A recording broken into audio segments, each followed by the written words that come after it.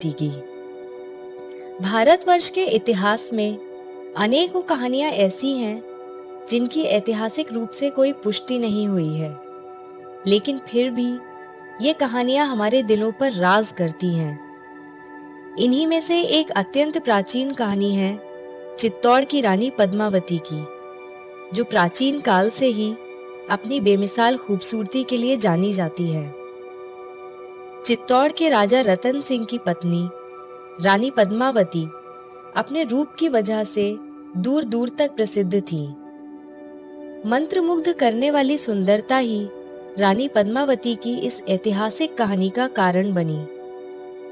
आइए जानते हैं कि इतिहास में अंकित होने वाला ऐसा क्या प्रकरण था। दोस्तों, आगे बढ़ने से पहले कृपया हमारे चैनल को सब्सक्राइब कीजिए। यह उस वक्त की बात है जब दिल्ली के तख्तो ताज पर अलाउद्दीन खिलजी का राज था। जब बादशाह को जादूगर राघव चेतन द्वारा रानी पद्मिनी की चकित कर देने वाली खूबसूरती के बारे में पता चला, तो उसके मन में रानी को पाने की गहन इच्छा जाग उठी।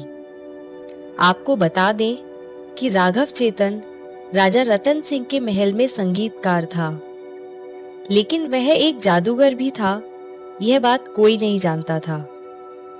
जब एक दिन उसका यह कृत्य रंगे हाथों पकड़ा गया, तो उसका मुंह काला करके उसे महल छोड़ने का आदेश दिया गया।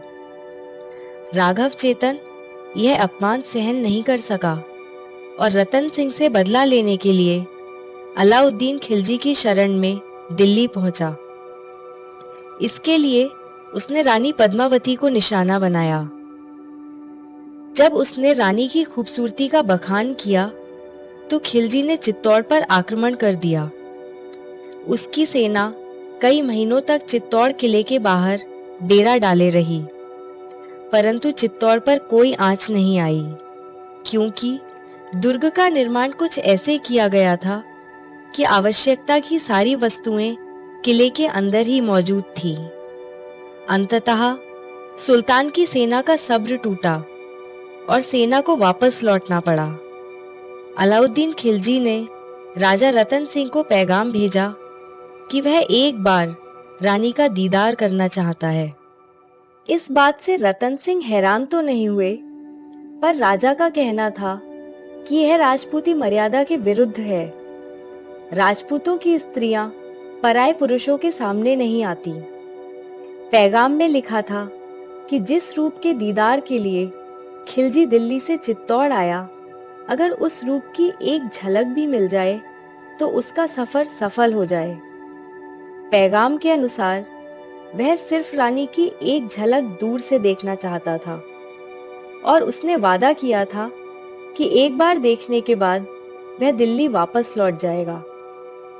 जब रानी तक ये बात पहुंची, तो उन्होंने पहले तो इनकार कर दिया, लेकिन बहुत सोचने के बाद प्रजा के हित के लिए रानी ने तय किया कि वो अपने महल की सीढ़ियों पर आएंगी और सामने लगे एक कमरे के आईने में अलाउद्दीन रानी का प्रतिबिंब देखेगा।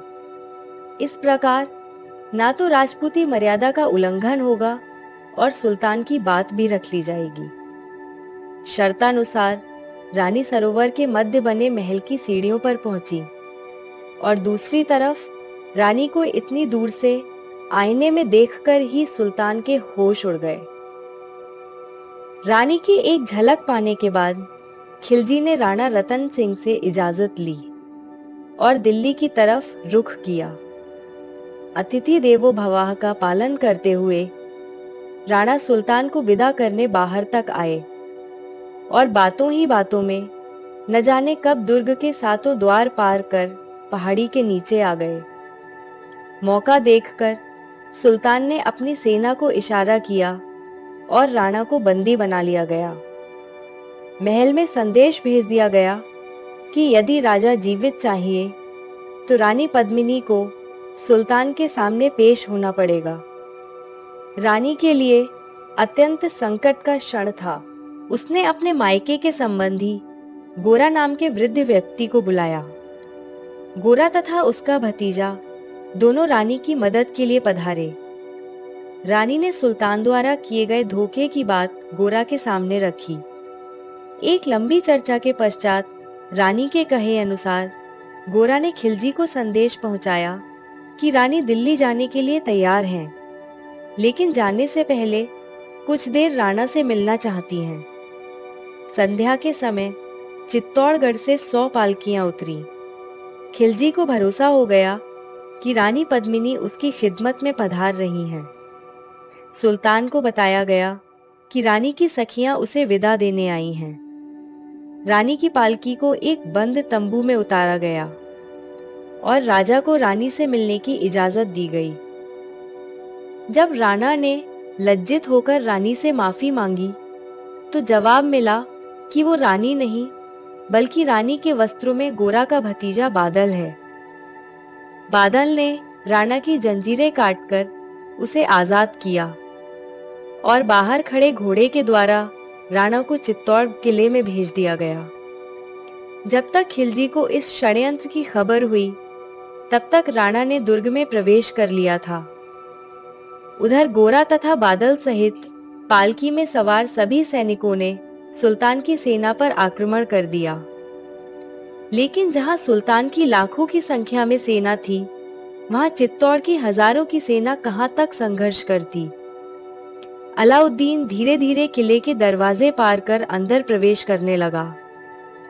उधर किले में मौजूद बालक तथा युवा से लेकर वृद्धों तक सभी अंतिम युद्ध के लिए कमर कसे हुए थे। जब राजपूत स्त्रियों को पराजय का आभास हो गया तो खिलजी की शरण में जाने से बेहतर उन्हें अपने प्राण त्यागना लगा। और जहां एक ओर पुरुष युद्ध की तरफ निकल पड़े, स्त्रियों ने अपने लिए चिता तैयार की। जौहर की तैयारी के बाद स्त्रियां मंगल गीत गाती हुई एक एक करके चिता में कूद गईं। दूसरी ओर केसरिया रंग के वस्त्र पहने हुए राजपूतों के सैनिक सुल्तान की सेना के साथ युद्ध में वीरगति को प्राप्त हो रहे थे।